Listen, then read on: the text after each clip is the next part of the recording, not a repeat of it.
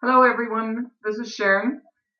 I decided to try to use this video scribe platform to share with you a little of what I learned in regards to student role in supervision and evaluation of teachers. I found that most of the research that I reviewed was American based.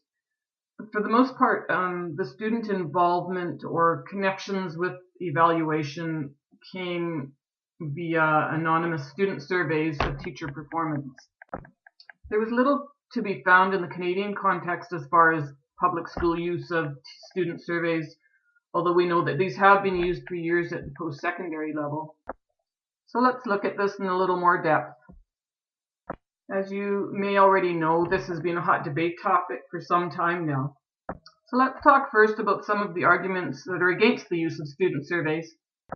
A few of the notable arguments are: students' opinions are not legitimate measures of a teacher's capability. Surveys don't really measure what they say that they do. Evaluations shouldn't be the determiner of whether a teacher deserves a permanent post and/or a promotion. Student objectives might be different than teacher or school or even district objectives. There are concerns about survey results being used for merit pay or performance pay perhaps at some point. And of course, concerns about how students can evaluate what effective teaching is if they have no knowledge of this themselves. It has been argued that teacher effectiveness is mainly characterized as improving student learning, and so it is one of the most important factors contributing to student academic achievement. As we mostly know from our experiences teaching in Canada, the majority of teacher evaluations are conducted by school administrators through checklists and observations. Of course, these are subjective observations of teaching, conducted at periodic intervals, a few times a year, and only providing snapshots of the actual classroom environment. So they are limited in their scope and accuracy.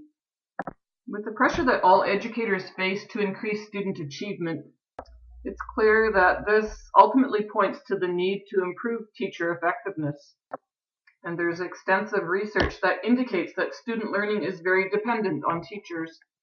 A key finding of one study showed that student perception surveys proved more reliable results than did classroom observations or measured achievement gain.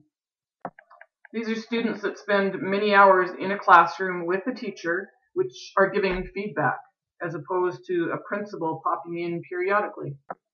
So how can student surveys be effective? The key is to make sure that they don't act as a popularity contest, nor are they based on aspects that don't really matter.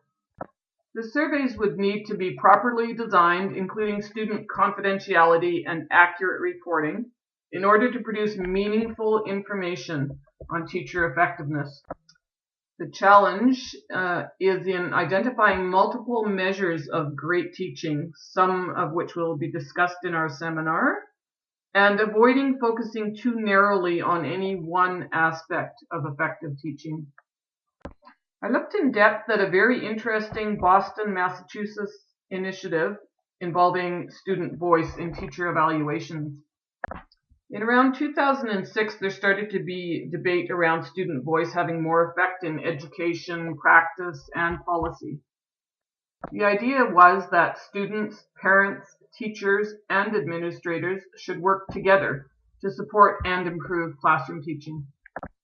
The students in Boston high schools felt that as they were in the classes every day, all day, therefore their voices should matter, and yet they were conspicuously absent. A quote that I appreciated from this article was, "Our education determines our future. Let us have a say in our futures." I thought that was a really strong statement.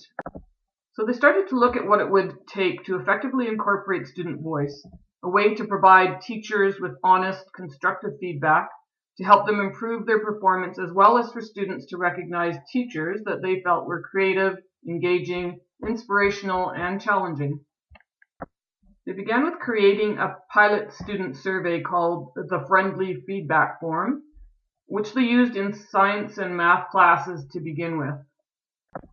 In a highly structured, anonymous format, 400 teachers were provided with first-hand information from students, the overall effect was an improvement in student-teacher relationships and the promotion of a more positive school culture. Students first had to reflect on their own learning practices in a particular class before moving on to the teacher review. And I like this part. For example, they were asked questions like, do you get to class on time? Do you do your homework? Do you pay attention in class, etc.? The idea was to help students take more ownership of their own education and reduce the possibility of any teacher bashing happening when they did the surveys. So they had to think about their own contributions to their own learning first. Another quote that I appreciated was, learning and teaching go hand in hand, and one should not be evaluated without the other.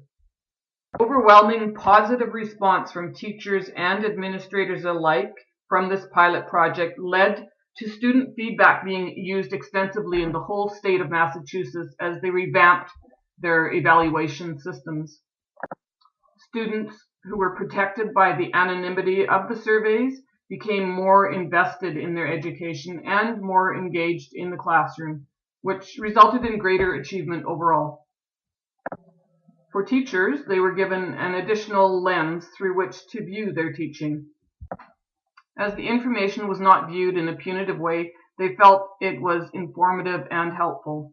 It gave them a better understanding of how their students learn, and they worked towards adjusting some of their teaching practices to better meet the student needs. The effect was that student voice is now an additional piece, an important piece, added to the evidence of teacher evaluations in order to help support teachers in the classroom and create environments where students can achieve better. So that's about it, everyone. Summing it up very briefly, thanks for your attention. With this information and a little more knowledge around student surveys and how they can contribute to teacher evaluations, let's go back to the Moodle classroom now, and if a couple of people would like to share out any feelings or thoughts in regards to what I've gone over, that would be great. And then we'll go on to watch a short video from the Boston Project and do a quick poll after that to see what your opinions are at that point. Thanks again.